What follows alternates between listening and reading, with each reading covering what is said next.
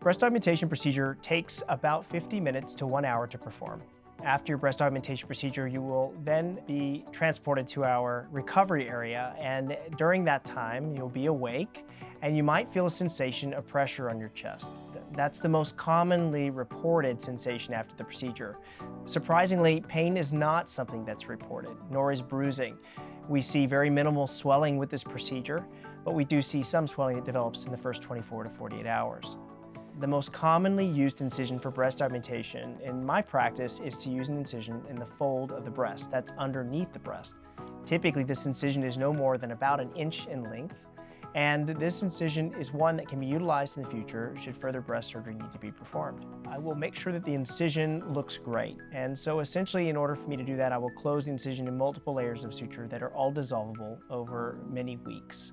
The incision will be cleaned one final time with a very special solution that prevents bacterial colonization of the area, and it will be sealed, which allows you to shower even the day of surgery. I strongly advise you not to use heat or like heating pads or warm compresses. You can safely use ice as long as it is not in direct contact with the skin. So this means that the ice needs to be contained in some type of insulated application device, and that would allow you to place ice in the center of the breast or the cleavage zone and across the top of the breast. I really want you active after surgery, but that doesn't mean I want you hyperactive. Take a nap if you'd like to, but then I want you up walking around. By no means are you on bed rest. That doesn't mean that you're going to go to the gym or you're going to go to SoulCycle or any type of group fitness, high-intensity training exercise week 1. But that is something that we can work towards. So we get to week 5, you're doing all of those things. It is important for me that you are active. It will speed up your recovery time and allow you to get back to doing the normal things as quickly as possible. Many times I get the question about what should I eat after surgery? I'm not working out, so I'm concerned about eating too much after surgery. And this is really important to understand that you really have to eat to heal. So protein intake is a very important part of the post-surgical process. Daily hygiene starts with the use of a special cleanser that we've asked you to obtain or have given to you prior to surgery.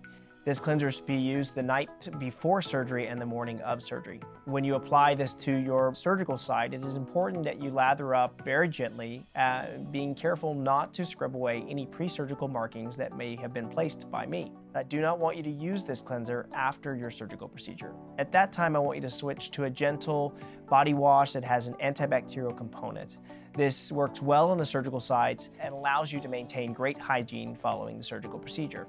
We don't want any scrubbing or abrasive type of cleansing tool like a loofah or aggressive washcloth or any type of exfoliator during this process, as it may damage the skin.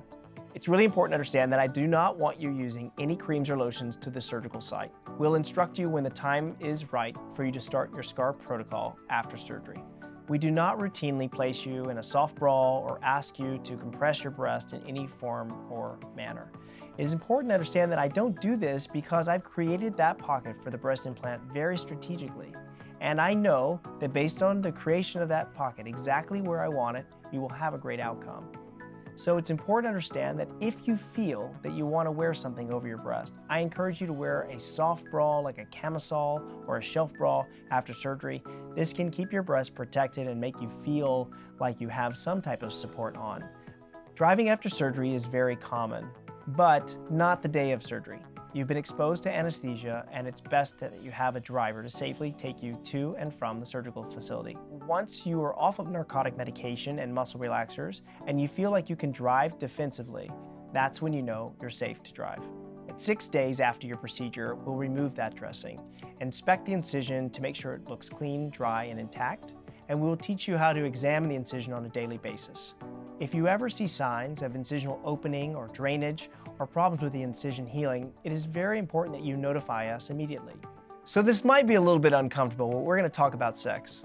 You can absolutely have sex after surgery, but once you're fully healed. And if you want more details about the specifics of what we feel is safe and not safe after surgery, please ask one of my nurses and they'll go into great detail about this topic for you.